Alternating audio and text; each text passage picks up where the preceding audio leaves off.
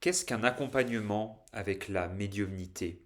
Dans tous les cas, quelle est la forme avec laquelle je vous accompagne quand j'utilise la médiumnité? Bienvenue dans cette vidéo, je suis Thomas Marcilly, lyonnais d'origine, c'est à Lyon que je vous reçois également en tant que médium et thérapeute.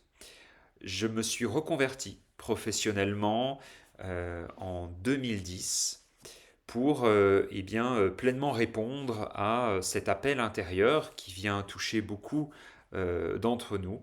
Et je suis passé de mon précédent métier, qui était celui de formateur et manager en entreprise, à thérapeute. Et la médiumnité a toujours été en ligne de fond. Je dirais même que c'est ma sensibilité première et que mon métier de thérapeute, au travers de ma formation continue en tant que psychanalyste, psychopraticien, formé donc à différentes méthodes d'accompagnement, différentes formes de psychothérapie, eh bien cette médiumnité a pu comme s'inscrire davantage à l'intérieur de moi et mieux se transmettre. Parce que s'il est vrai que être médium, euh, eh bien c'est une, voilà, une capacité à transmettre des messages, à être en contact avec le monde invisible, eh bien ça va nous demander tout ce chemin pour rendre cet invisible finalement un peu plus tangible, rendre cet invisible, le traduire sous forme de mots. Et ça vient avant tout d'une posture, ça vient avant tout d'une hygiène de vie, ça vient avant tout d'une qualité d'être et d'une manière d'être en lien avec l'autre. Recevoir des informations verticales, c'est une chose.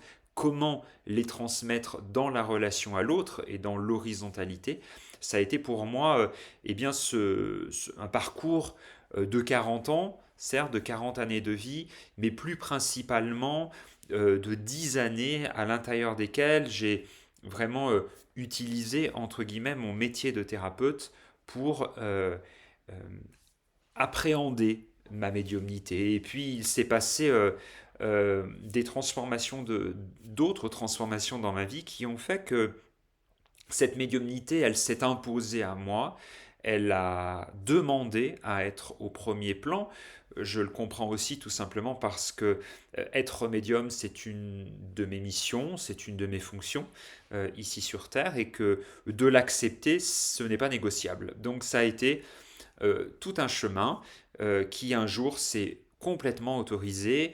Et alors ça n'a pas été une autre reconversion, mais dans tous les cas, là où je me présentais davantage comme thérapeute, et je travaillais beaucoup évidemment avec le monde invisible et de nombreuses pratiques énergétiques, eh bien le bol s'est un petit peu renversé et ce qui se présente à moi aujourd'hui et à vous donc est davantage ma fonction de médium, ma nature de médium.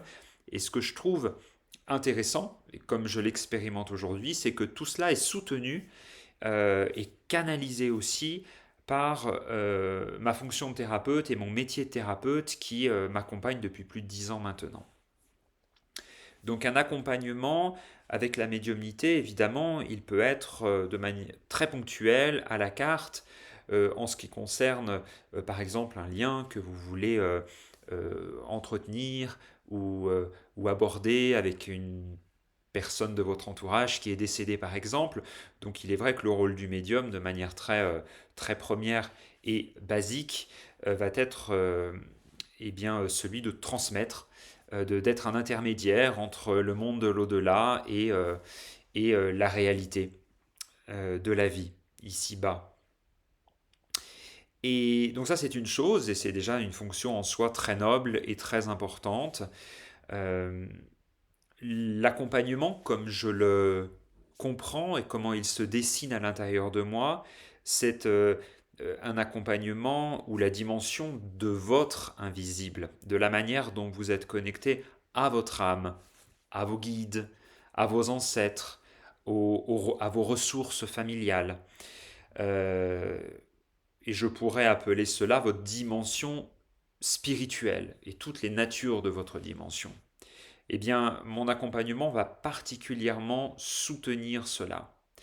Et ça peut se faire par des contacts avec des proches défunts, ça va se faire aussi beaucoup par un contact avec votre propre âme, votre propre souffle, que j'ai la possibilité de traduire, et toute une relation aussi que vous allez consolider, déployer avec votre guidance, avec vos guides et qui vous accompagnent.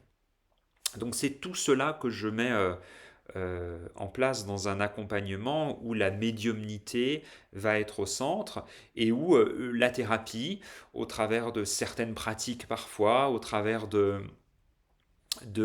l'interprétation aussi de vos rêves nocturnes, eh bien, va venir faire un travail de guérison, un travail de fond. Là où la médiumnité, évidemment, peut aussi venir amener sa dimension de guérison et de réparation. Ce que je trouve tout à fait intéressant dans la dimension thérapeutique, c'est qu'on va être des petits garagistes et travailler sur la dimension des liens d'attachement, travailler sur les croyances que vous avez contre vous, contre la vie, contre les autres, des comportements ou des situations d'emprise, des environnements toxiques dans lesquels vous êtes parfois pris. Donc la thérapie vient aussi beaucoup mettre en lumière tous ces comportements et vraiment travailler sur des plans qui sont tout à fait complémentaires à la médiumnité. Donc il est vrai que ma particularité dans l'accompagnement, elle est vraiment de, de, de faire travailler ensemble la médiumnité et la dimension thérapeutique. La durée d'un accompagnement, il est défini sans être défini. C'est vraiment votre rythme et le mien. Le rythme avec lequel je crois il est intéressant de cheminer est celui du mensuel. Parce que ce qui est intéressant avec la dimension de l'invisible, c'est que une rencontre et tout ce que l'on va pouvoir amplifier ensemble pendant un temps de séance, eh bien, va vous demander un temps d'intégration. Alors c'est aussi le cas dans la dimension thérapeutique, mais il est vrai que quand avec la médiumnité, on vient chercher, ramener des dimensions de soi de l'ordre de l'invisible, eh bien pour les rendre visibles quelque part dans notre vie, eh bien, ça va nous demander des jours, des semaines. Tout cela va se traduire dans les rêves. Ça va être un enchaînement finalement de synchronicité et d'ajustement que vous allez faire dans vos vies. Et moi, j'ai beaucoup de joie et d'intérêt et je sens aussi que mon expertise est à l'endroit où on se retrouve régulièrement et où je peux être cette écoute, ce soutien, cet accompagnant sur votre chemin spirituel et incarné. Et c'est en ce sens où, pour peut-être terminer cette vidéo, là où je peux être dans des consultations médiumniques ponctuelles à la carte et plus traditionnelles, qu'elles viennent vous apporter une guidance sur votre chemin de vie, qu'elles viennent vous apporter une communication avec un cher défunt, eh bien, cet accompagnement, j'aime particulièrement le déployer parce que ce sont mes couleurs et la manière avec laquelle aussi j'ai beaucoup cheminé tout au long de ma vie. Eh bien, c'est cet accompagnement où la médiumnité et la dimension thérapeutique fonctionnent ensemble et se mettent à votre service. Donc le site internet uneécolepourlarelation.fr vous présente l'ensemble de mes actualités. Au moment où je vous parle, en mars 2024, vous pouvez y retrouver des groupes de parole, de guidance médiumnique, de méditation. Vous pouvez y retrouver une guidance mensuelle collective. Vous y retrouvez évidemment toutes les différents accompagnements avec lesquels je vous retrouve, que ce soit à Lyon, en cabinet, que ce soit en ligne par téléphone. Et tout cela, vous le retrouvez voilà, sur le site internet. Et je peux imaginer qu'au moment où vous allez aussi peut-être découvrir cette vidéo, de nouvelles propositions vont exister. Et puis pour terminer, si vous ne connaissez pas encore les deux podcasts que j'ai eu le bonheur de créer, le podcast notamment Sacré Trauma, un podcast dédié au monde du trauma, je vous invite à le découvrir, je vous glisse les liens autour de cette vidéo. Et puis un podcast de méditation, Les voyages intérieurs de Thomas, à l'intérieur duquel vous allez retrouver de nombreuses méditations guidées, très orientées médiumnité pour vous accompagner sur votre chemin spirituel et incarné.